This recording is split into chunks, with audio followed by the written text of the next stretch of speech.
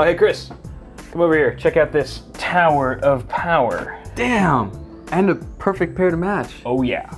Go ahead and touch them if you like.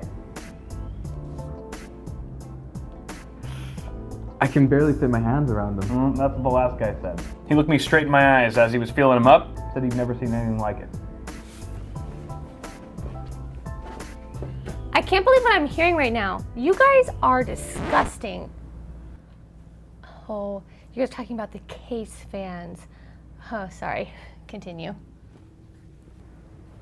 The new H500P from Cooler Master sports a pair of 200mm RGB fans, generous radiator support, and phenomenal cable management packed in a unique industrial exterior. Click the link in the description to learn more. What's up guys? Welcome back to the channel, hope you're all doing well. So you guys probably recall last month when I walked into a Micro Center retail store in Tustin, California on Black Friday morning with $500 cash in my hand. Actually, I used a credit card, doesn't matter. Anyway, I set out to build a PC, or buy the parts required for a PC within that budget, and this is what I came up with. A sub $500, actually closer to $470 Ryzen 3 based gaming PC. And today we're gonna be testing it out to see how it does in a variety of games. Now, $500 is a pretty attractive price point for a gaming PC because it's fairly comparable to what you'd spend on a modern console.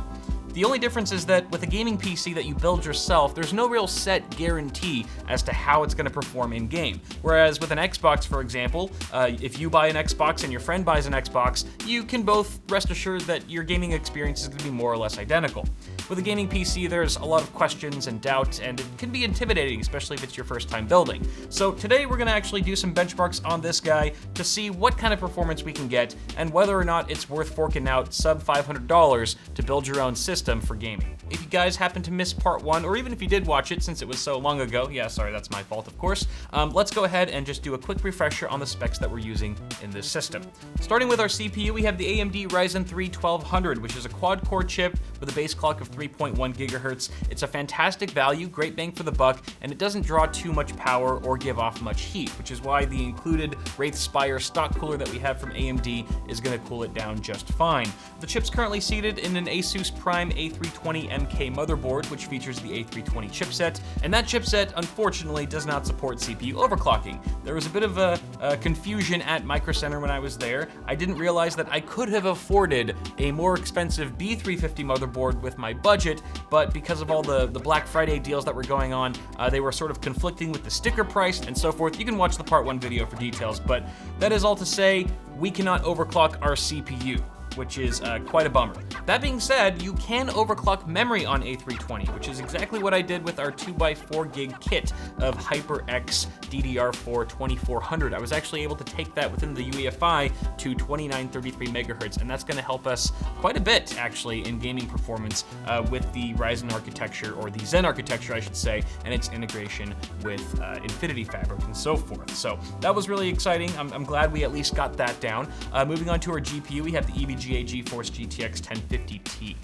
This is not an overclock model. I don't believe it comes factory overclocked or anything like that. Fortunately, I was able to push that as well. We got a 140 megahertz offset on the core clock and a 300 megahertz offset on the memory clock. That took us up to 1902 megahertz on the memory clock under load, and then the core clock frequency was fluctuating anywhere between 1750 and 1850 megahertz. It was pretty constant within that range because the temperature didn't really change once we got to around 60, 61 degrees Celsius, which I guess I already gave away the max temperature for our GPU.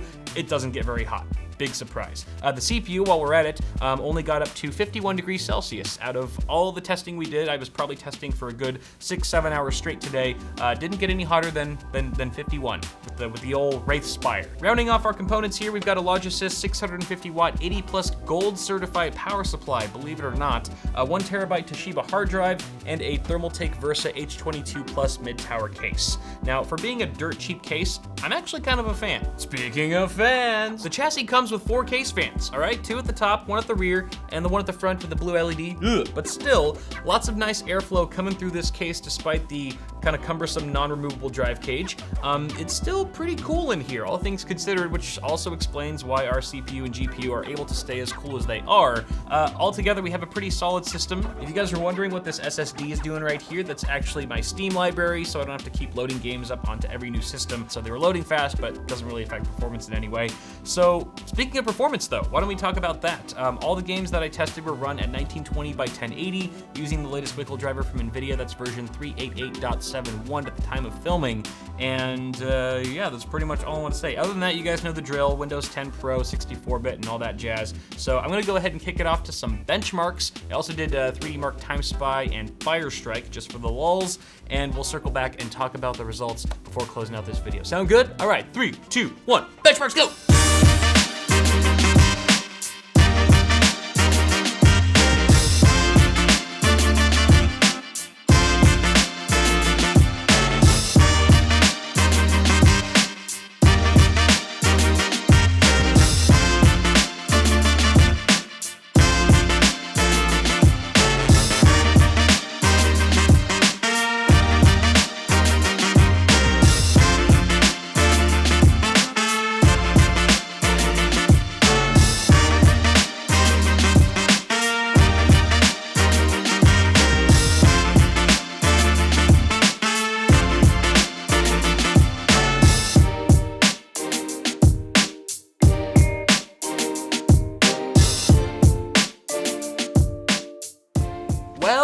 Well, you little scamp, you did it. You did a good job. For $470, I'm quite impressed with this little rig. I mean, 6 out of the 7 games we tested. Mind you, most of these games are AAA titles, guys. We're able to hit 60 FPS on average. The only one that didn't, that fell a little short, was Battlefield 1. I believe that hit 52 FPS on average, but still, really not too bad. And beyond that, all of our games saw 1% lows of at least 30 FPS. And for those of you who don't know, 1% lows basically indicates the slowest 1% of performance on average. So that is to say that this guy's head was floating above that 30 FPS threshold a vast majority of the time. That equates to very little to no perceived choppiness, even in very stressful scenarios or scenes that I was testing. So that's all really great news. To top it all off, there was only one game that we could not run at very high or ultra settings, and that was PUBG, which, as we all know, is a very poorly optimized game, and it's not even a finished game by any means. So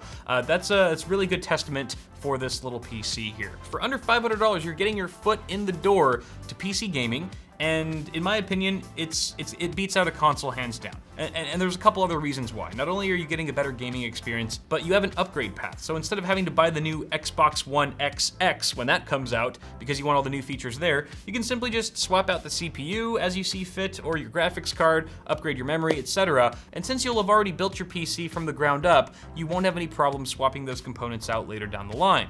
To top it all off, there is simply so much more you can do with a PC than you can your average console. This is not just a gaming machine, and granted, consoles can do things like web browsing and streaming Netflix, but I feel like even those experiences are far superior in a desktop environment when you get things like a keyboard and mouse interface and high refresh rate displays and so forth. Not to mention the endless list of other things you can do on a PC, like installing emulators and expanding your game library even further, or creating a server and backing up your photos and videos and other precious files and documents, or email, productivity, word processing, content creation, Photoshop, video editing, and so forth. There's so much out there, guys, that you can do with this thing that you just can't do with an Xbox. And so if you have $500 in your hand and you're at a fork in the road, console, gaming PC, you know where I stand. And I know a lot of you guys who watch me regularly are already aware of all this. I'm preaching to the choir here. So this is really targeted to those who may be intimidated or have never built a gaming PC on their own before and might be sitting on the fence, not sure which way to go. So if that's you, I hope that this video has in some small way nudged you in the right direction, because it really is a great experience. So if you guys happen to enjoy this video, be sure to toss me a like on it. It helps me tremendously. And also feel free to subscribe to the channel for more tech stuff coming at you really soon. Finally, if you'd like to see videos like this a week early without ads, you can check me out on FLOATPLANE. I will leave a link in the description below. Have a good one, guys. Thank you so much for watching again, and I will see y'all in the next video.